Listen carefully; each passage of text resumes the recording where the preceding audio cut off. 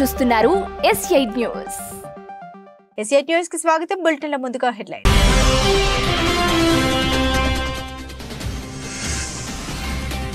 ప్రారంభమైన AP assembly సమావేశాలు. ఉభయ సభల్ని ఉద్దేశించి ప్రసంగించిన గవర్నర్ అబ్దుల్ నజీర్.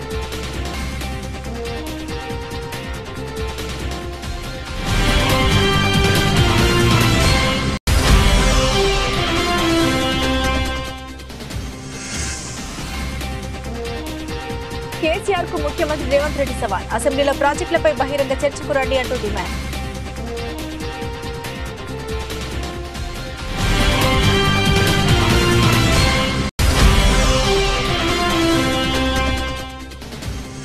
సీట్ల ముష్టి కోసం చంద్రబాబు ఇంటికి పవన్ వెళ్లారంటూ మంత్రి అంబటి రాంబాబు ఎద్దేవా. పవన్ ను నమ్మిన వారి పరిస్థితి ఏంటనేది మరో 10 రోజుల్లో తేలిపోతుందని జోస్యం.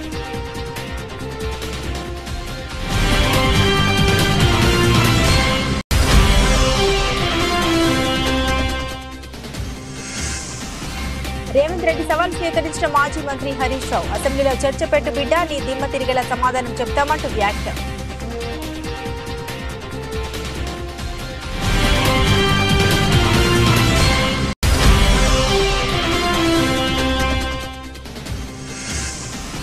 భారత్ లో ఇతర నగరాలతో పోల్చుకుంటే వైజాగ్ బెస్ట్ అంటున్న ఇంగ్లాండ్ క్రికెట్ అభిమానులు. ఇండియా బీచ్ లో ఇంత క్లీన్ గా ఉండడం ఇదే తొలిసారి అంటూ కితాబ్.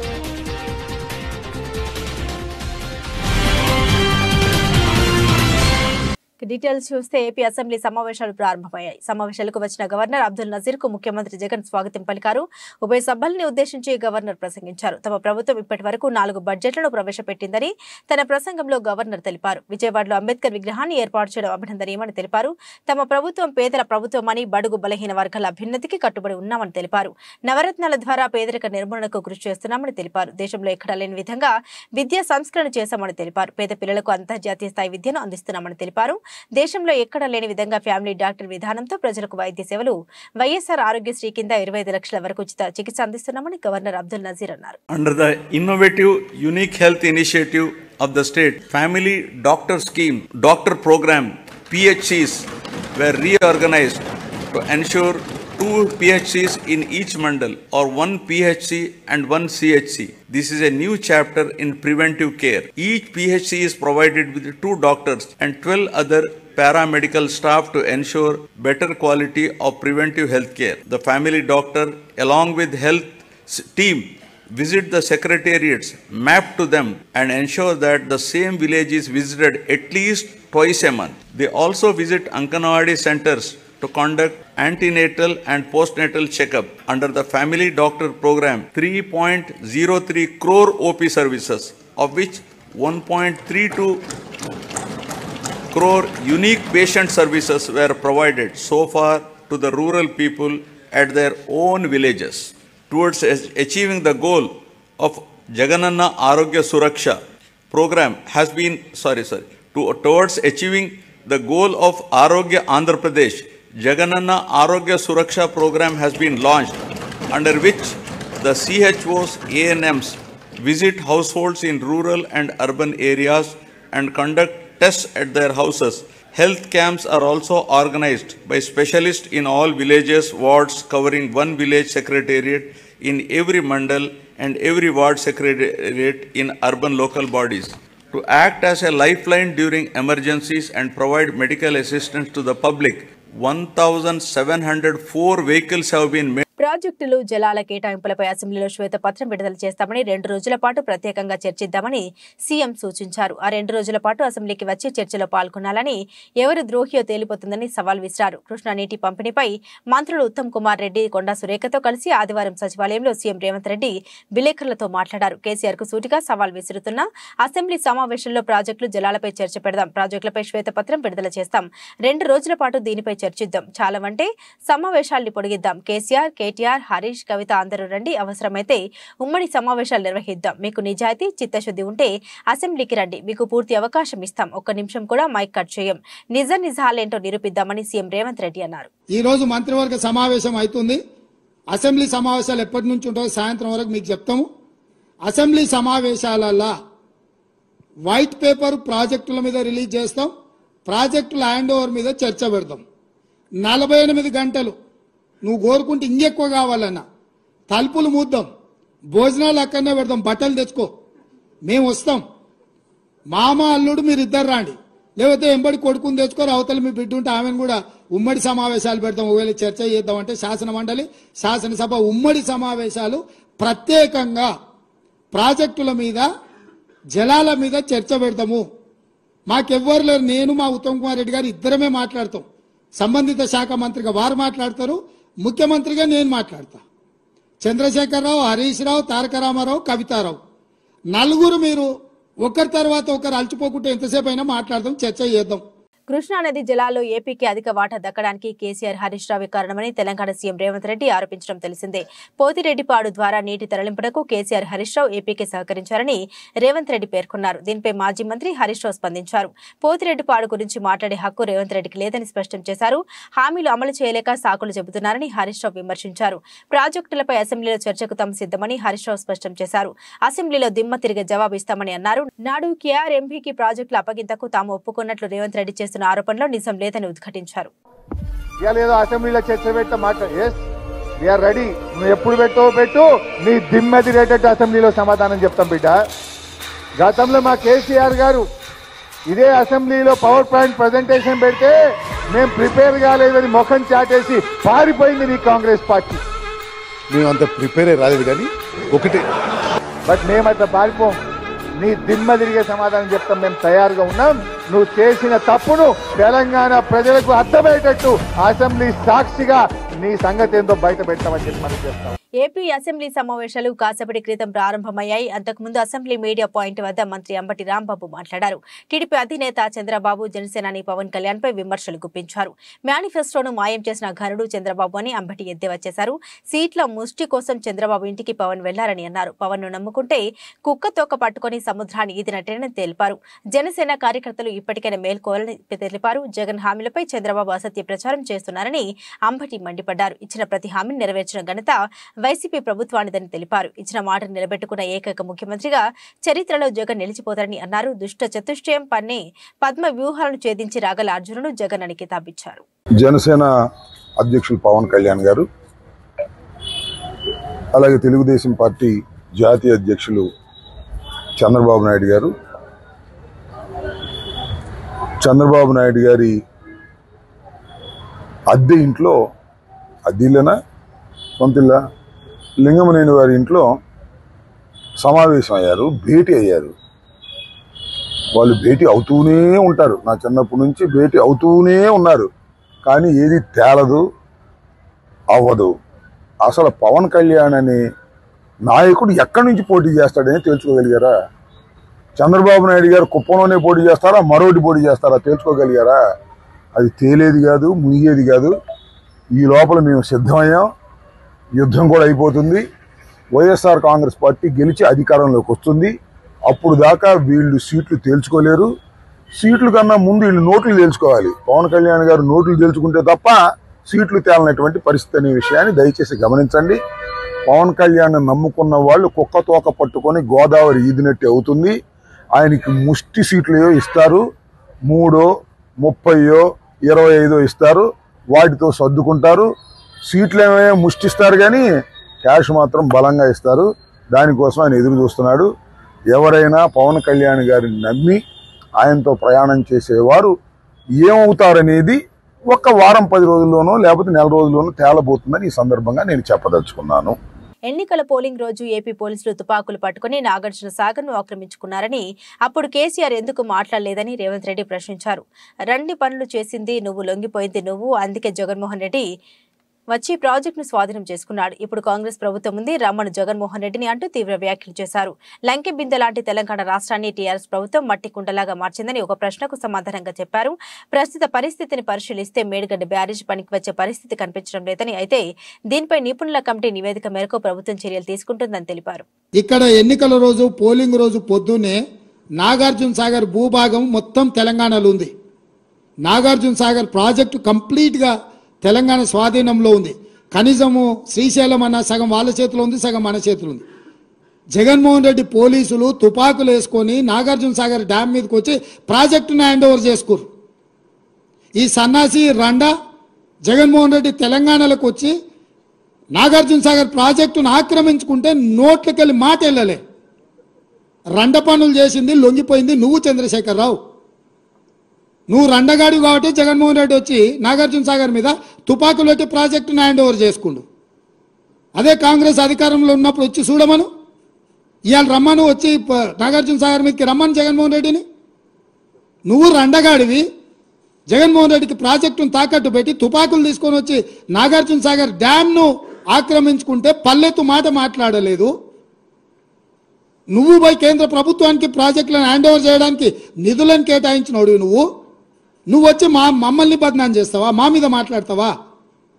వాస్తవాలు ఇట్లుంటే అబద్ధాలతోని అధికారం కోల్పోయిన నిరాశ నిస్పృహలతోటి ఈరోజు మమ్మల్ని బదనాం చేసే కార్యక్రమం పెట్టిను. అందుకే నేను సూటిగా ఈ ఆధారాలు మీ ముందలు చెప్పి మీ ముందర మాట్లాడితే రేవంత్ రెడ్డి సెక్రటేరియట్లో సమావేశం పెట్టి చాలా మాట్లాడిండు.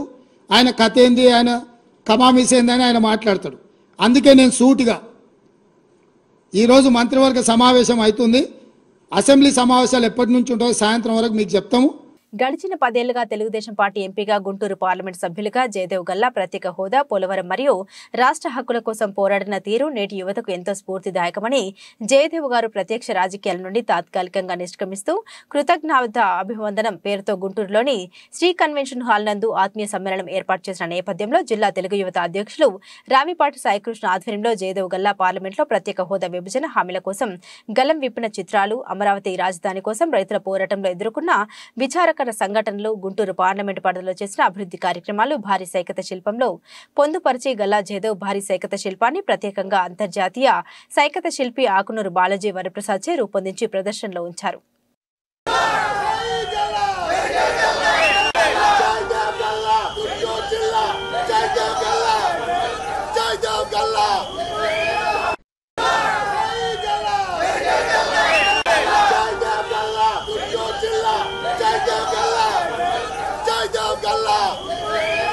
గంగాధర నెల్లూరు మండలం రామానాయుడుపల్లి వద్ద ఈ నెల 6న జరగనున్న టీడీపీ రాకదల సభ కార్యక్రమంలో మాజీ ముఖ్యమంత్రి చంద్రబాబు నాయుడు పాల్గొంటారని, ఈ సభ రాష్ట్ర స్థాయిలో చిరస్థాయిగా నిలుస్తుందని పేర్కొన్నారు. రాష్ట్రంలో వైఎస్ఆర్ కాంగ్రెస్ పార్టీ వ్యతిరేక విధానాల వల్ల యువకులు, విద్యార్థులు, రైతులు, మహిళలు, వ్యాపారస్తులతో పాటు బడుగు బలహీన వర్గాలు లక్షలకు పైగా హాజరవుతారన్నారు. ఈ కార్యక్రమంలో జిల్లా పార్టీ అధ్యక్షులు నాని గంగాధర, నెల్లూరు నియోజకవర్గ టీడీపీ ఇన్ఛార్జ్ డాక్టర్ థామస్, జిల్లా ప్రధాన కార్యదర్శి కోదండ యాదవ్, రాష్ట్ర మీడియా కోఆర్డినేటర్ శ్రీధర్ వర్మ, మహిళా నాయకురాలు రాజేశ్వరి, పరిశీలకులు మలిశెట్టి రంగారావు, మండల పార్టీ అధ్యక్షులు, నాయకులు తదితరులు పాల్గొన్నారు. ఈ కార్యక్రమానికి 2 లక్షల మంది రాబోతున్నారు. ఇది చిత్తూరు జిల్లాలోనే అతి పెద్ద కార్యక్రమంగా ఈ కార్యక్రమాన్ని తీసుకోబోతున్నాం. ఎందుకంటే ఈరోజు జిల్లాలో మేము అన్ని గ్రామాల్లో పర్యటిస్తూ ఉంటే ప్రజలందరూ కూడా వాలంటీర్గా వారు అందరూ రోడ్లపైకి వస్తున్నారు. ఈ ప్రభుత్వం చేసేటువంటి ప్రజా వ్యతిరేక విధానాలకు అన్ని వర్గాలు, అటు యువత, ఎస్సీ ఎస్టీ మైనారిటీసు, ఉద్యోగస్తులు, ఉపాధ్యాయులు, వ్యాపారస్తులు అందరూ కూడా ఈరోజు ఈ ప్రభుత్వం చేత బాధితులే. అందుకే ప్రతి ఒక్కరూ కూడా రోడ్లపైకి వస్తున్నారు. కాబట్టి ఉత్సాహంగా, స్వచ్ఛందంగా ఈ కార్యక్రమానికి తరలిస్తున్నారు. కాబట్టి ఇంత భారీ ఎత్తున కూడా ఈ కార్యక్రమానికి ఏర్పాట్లు కూడా ఇంత భారీ ఎత్తున చేస్తున్నాం. ఇది ఖచ్చితంగా కూడా ఇది బ్రహ్మాండంగా కూడా విజయవంతమవుతుందని మేము ఆశిస్తున్నాం. యాదాద్రిలో తెలంగాణ పీఈటీ టీచర్ల కార్యవర్గ సమావేశం నిర్వహించారు. యాదగిరిగుట్ట పట్టణంలో తెలంగాణ అన్ని జిల్లాల పీఈటీ టీచర్ల సమావేశం జరిగింది. ఈ సందర్భంగా పీఈటీల రాష్ట్ర అధ్యక్షులు రాఘవరెడ్డి మరియు గౌరవ అధ్యక్షులు సోమేశ్వరరావు, ప్రధాన కార్యదర్శి కృష్ణమూర్తి గౌడ్ మాట్లాడారు. రాష్ట్ర వ్యాప్తంగా అన్ని జిల్లాల్లో ఓరియంటేషన్ ప్రతి సంవత్సరం 15 రోజులు తగ్గకుండా నిర్వహించాలని, నూతనంగా ఉన్నత పాఠశాలలో సుమారు 1500 పీఈటీ పోస్టులు శాంక్షన్ చేయించి మెగా డిఎస్సీలో నింపాలన్నారు. ఎస్ఏ పీఈటీలుగా పనిచేస్తున్న ఎంపీడీ విద్యార్హత ఉన్న మనందరికీ జూనియర్ కాలేజీలో పీఈడీలుగా పదోన్నతులు కల్పించాలని, జీవో 10ని వెంటనే రద్దు చేయాలని కోరారు.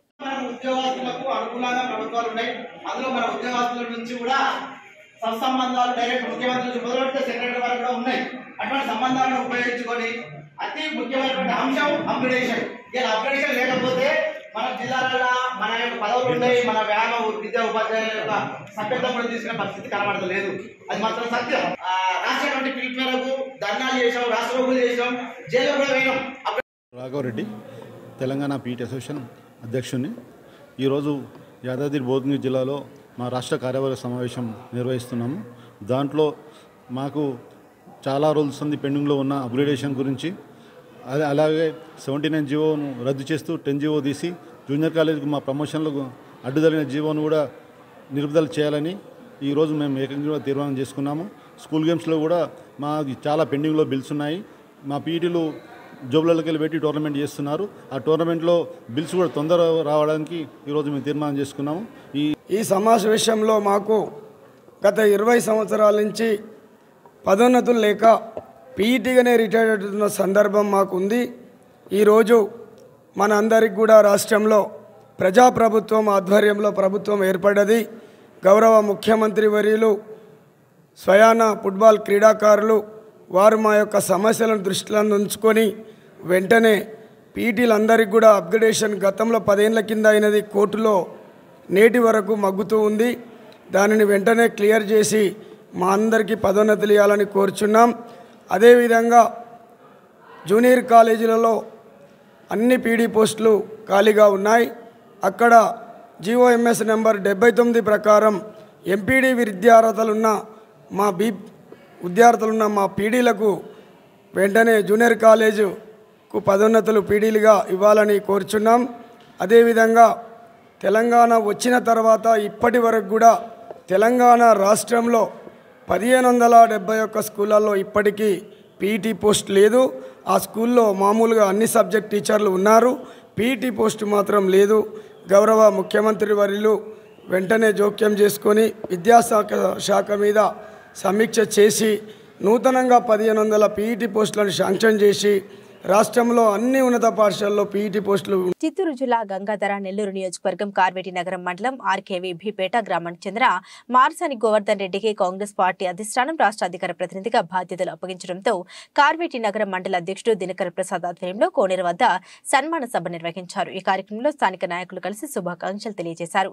ఈ సందర్భంగా గోవర్ధన్ రెడ్డి మాట్లాడుతూ పార్టీ అధిష్టానం కట్టుబాట్లకు కట్టుబడి ఉంటారని తెలిపారు. అనంతరం తన పదవికి కృషి చేసిన జిల్లా రాష్ట్ర నాయకులకు ధన్యవాదాలు తెలియజేశారు. ఈ కార్యక్రమంలో మాజీ సేవాజల్ జిల్లా అధ్యక్షులు గౌతమ్, స్టేట్ కిసాన్ సెల్ అధికార ప్రతినిధి బండ్ల సుబ్బరాయలు, జిల్లా సెక్రటరీ నాదముని కాంగ్రెస్ నాయకులు తదితరులు పాల్గొన్నారు. స్పోక్స్ పర్సన్ అయినటువంటి బండ్ల సుబ్బరాయలు గారికి,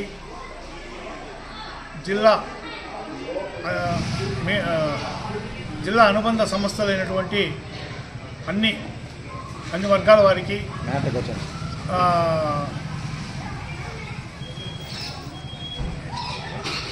అసెంబ్లీ కాన్స్టిట్యూషన్ కన్వీనర్లు అయినటువంటి నారాయణ మరియు డాక్టర్ నరసింహులు గారికి, పార్సారథి రెడ్డి గారికి, అదేవిధంగా టిక్కిరాయలు గారికి, మళ్ళీ పూతలపట్టు ప్రభాకర్ గారికి, బాబు గారికి అందరికీ కూడా నా యొక్క కృతజ్ఞతలు తెలియపరుచుకుంటున్నాను. ఈ బాధ్యతలు నాకు అప్పగించిన దానికి గాను నేను పార్టీ సిద్ధాంతాలకు కట్టుబడి పార్టీ అధికారికంగా ఏ కార్యక్రమాలు చేసినా దానికి నేను లోబడి పనిచేసి పార్టీ గౌరవాన్ని పురస్కరించుకొని మనం శాంతియుతంగా ముందుకు సాగుతానని, ఏమాత్రం నిర్లక్ష్యం చేసినా నేను దానికి బాధ్యత వహిస్తానని మీడియా ముఖంగా తెలియపరుచుకుంటున్నాను. రంగారెడ్డి జిల్లా చేవెళ్ల నియోజకవర్గంలో తెలంగాణ ఉద్యమకారుల తరపున ముఖ్యమంత్రి రేవంత్ రెడ్డికి కృతజ్ఞత సభ చేవెళ్లలో నిర్వహించడం జరిగింది. ఈ యొక్క కార్యక్రమానికి ముఖ్య అతిథులుగా Parigi MLA Rammohan Reddy, Chevella Congress party in charge Pamana Bheem Bharat, Chimpula Satyanarayana Reddy, Agireddy తదితరులు పాల్గొన్నారు. ఈ కార్యక్రమంలో ఎమ్మెల్యే రామ్మోహన్ రెడ్డి మాట్లాడుతూ ఆనాడు తెలంగాణ శాసనసభలో కోదండరాం, విమలక్క, గద్దర్ గురించి, ఉద్యమకారుల గురించి మాట్లాడిన ఏకైక శాసనసభ్యుడిని నేనే అని, ప్రభుత్వానికి వ్యతిరేకంగా ఎన్నో ఉద్యమాల్లో పాల్గొన్నానని తెలిపారు. తెలంగాణ రాష్ట్ర శాసనసభలో కోదండరాం గారి గురించి, విమలక్క గురించి, గద్దార్ గారి గురించి మాట్లాడినటువంటి ఏకైక శాసనసభ్యుని నేనే.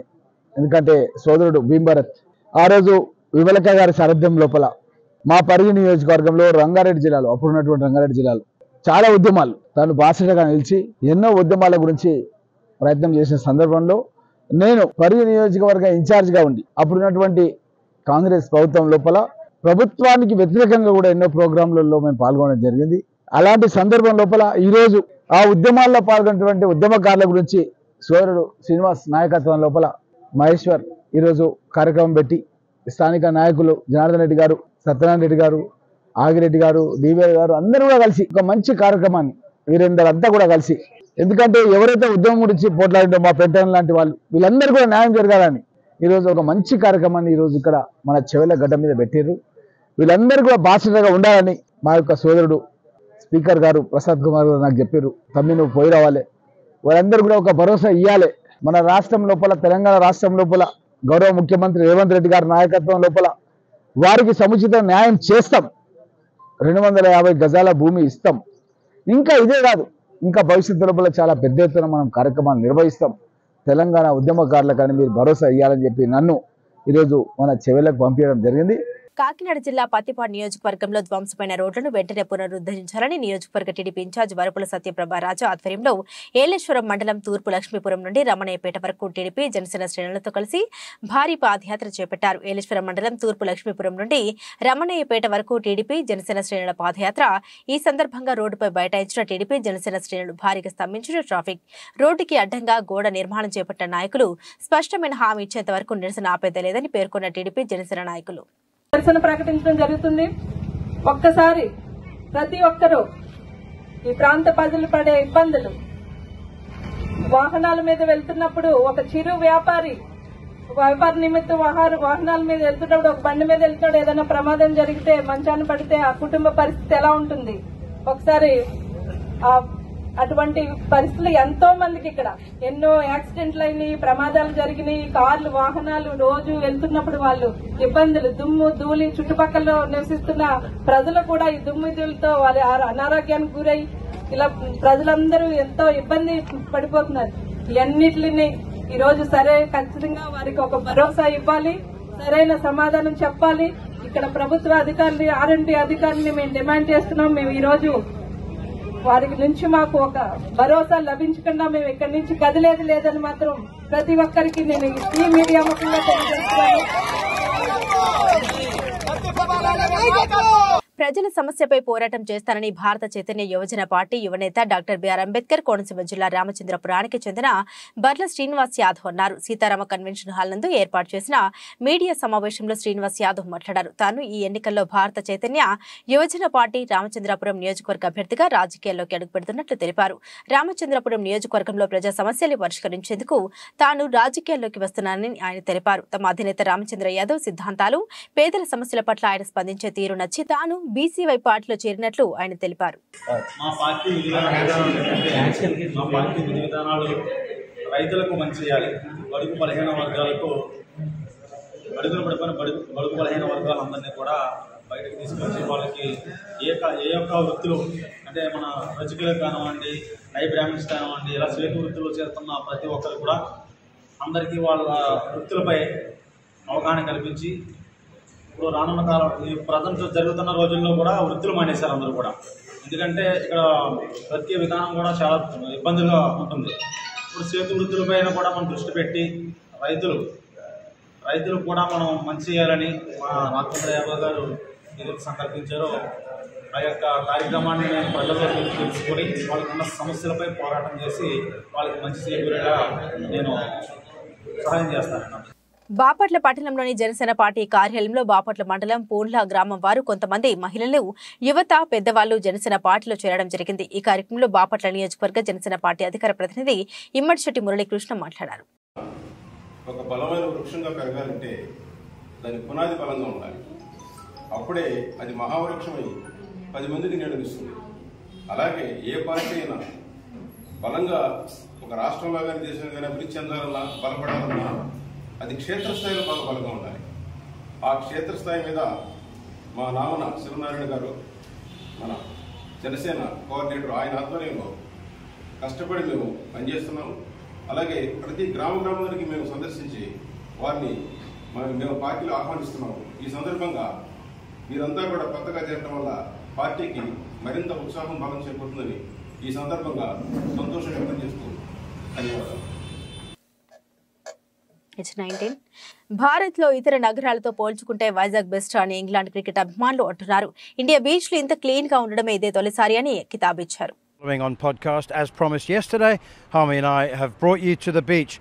It's the Ramakrishna beach, and I promise you, if you live in inner city Mumbai or Kolkata and you came here for the first place, you would think it was a place from the gods. It really is very, very charming, clean, and I must say that the last beach I went to in India was in Chennai, and it wasn't anything like this. It was a lot busier, Harmy, and less clean. It's really charming. The England Hotel is just up there. As you would expect, they got the best spot. You've got the best spot. It is. It's lovely. First time in Vizag or Vishakhapatnam, whichever way you want to say it. And I've been to say many beaches in India. None quite like this. This is Eastbourne. This is the Brighton of India. Less chaotic on the roads. It didn't take us that long to get here. People are friendly as ever. What a lovely spot Vizag is.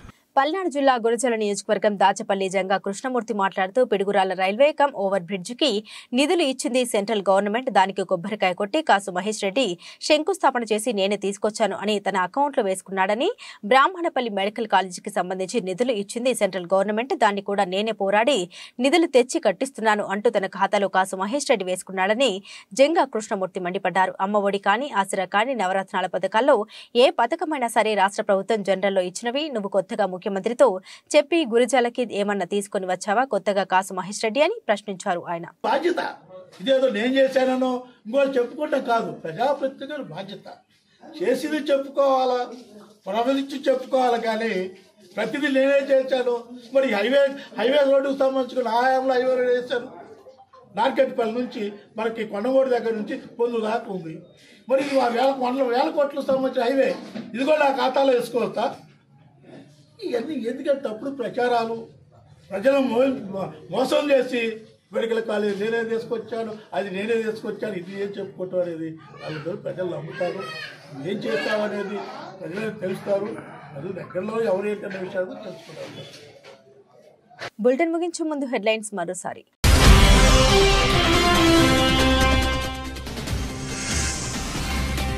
ప్రారంభమైన AP assembly సమావేశాలు, ఉభయ సభలను ఉద్దేశించి ప్రసంగించిన governor Abdul Nazir.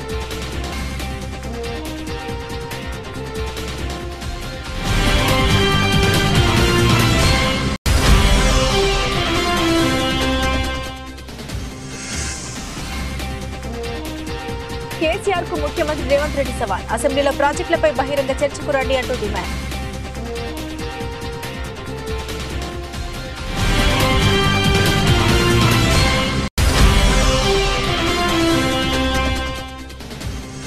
సీట్ల ముష్టి కోసం చంద్రబాబు ఇంటికి పవన్ వెళ్లారంటూ మంత్రి అంబటి రాంబాబు ఎద్దేవా. పవన్ ను నమ్మిన వారి పరిస్థితి ఏంటనేది మరో 10 రోజుల్లో తేలిపోతుందని జోస్యం.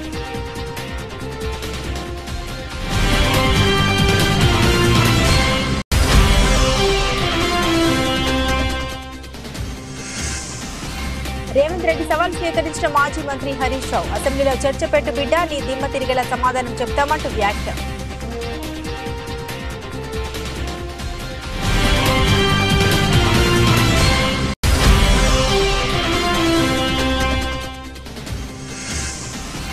భారత్ లో ఇతర నగరాలతో పోల్చుకుంటే వైజాగ్ బెస్ట్ అంటున్న ఇంగ్లాండ్ క్రికెట్ అభిమానులు. ఇండియా బీచ్ లో ఇంత క్లీన్ గా ఉండడం ఇదే తొలిసారి అంటూ కితాబ్.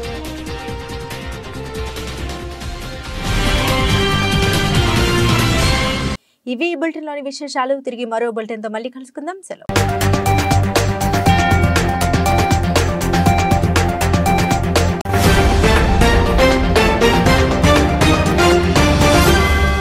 మీరు చూస్తున్నారు S8 న్యూస్.